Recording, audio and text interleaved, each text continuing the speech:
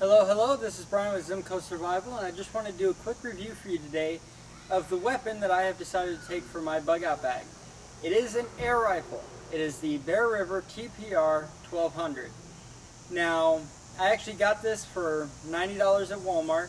It was on sale. It was typically $149. But let me go into why I decided to choose an air rifle over a standard rifle before I get into the actual review of this weapon.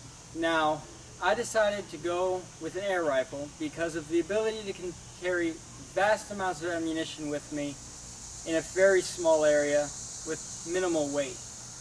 I decided to go after small game rather than large game because large game is a much higher calorie expenditure than going after squirrels and small animals, because you actually have to track them down, find them, you have to set up your hide, everything else. It's a lot of expenditure, where I would much prefer being able to go out, sit down, look up into the trees for a little while, find a squirrel, and I have my dinner for the day.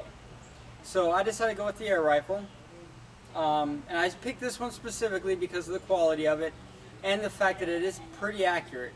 You can put, if you're good enough, I'm still not that good with it yet, but if you're good enough, you can put in 5 shots into a quarter from about 30 yards, which the target I have up there, which I'm going to actually shoot this for you today, is about 30 yards away. So I figured this will give you a good idea of how accurate I am with it, but the rifle itself is actually much more accurate than me.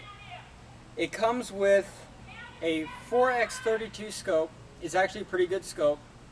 I have no complaints about that. The rifle itself is heavy. It's probably about 9 to 10 pounds. So as far as the weight goes, it's actually a fairly heavy rifle. The stock here is made out of a polymer. It's an all-weather stock, so you don't have to worry about it being wood or anything like that. The camo, it just happened to come in camo. That wasn't anything I was looking for specifically. I do like the pistol grip on it.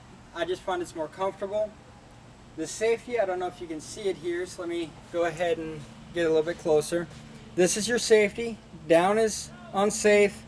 Up is on fire. This shoots a polymer pellet at 1200 feet per second, or a lead pellet at around 1000.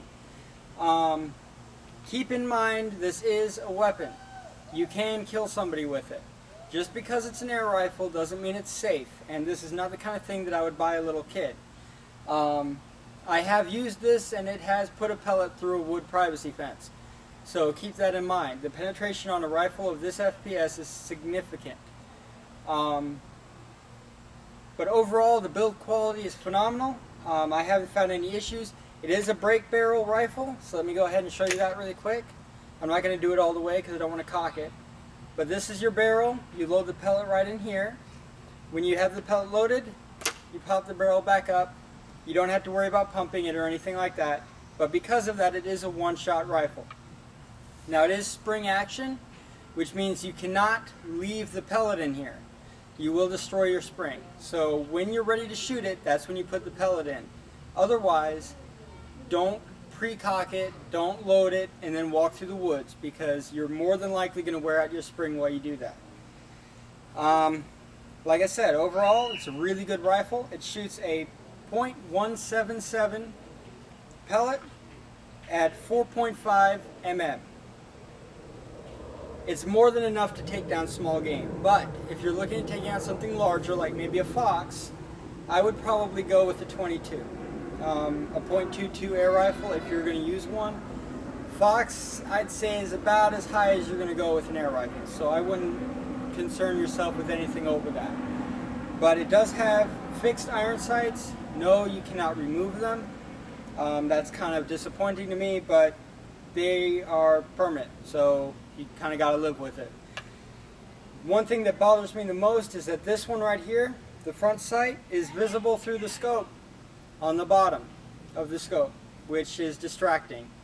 But you might be able to fix that by getting a higher scope mount.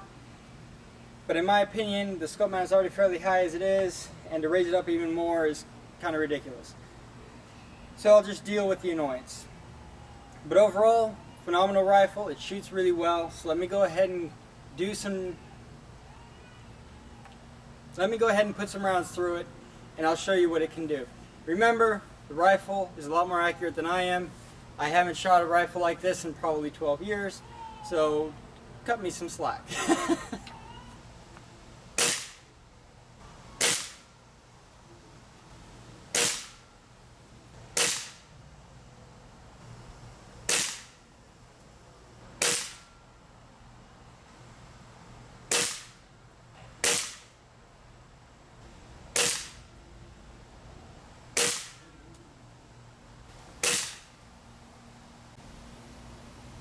Alright, there you have it. I put about 10 to 15 rounds through it just to take a look and see what the accuracy of it.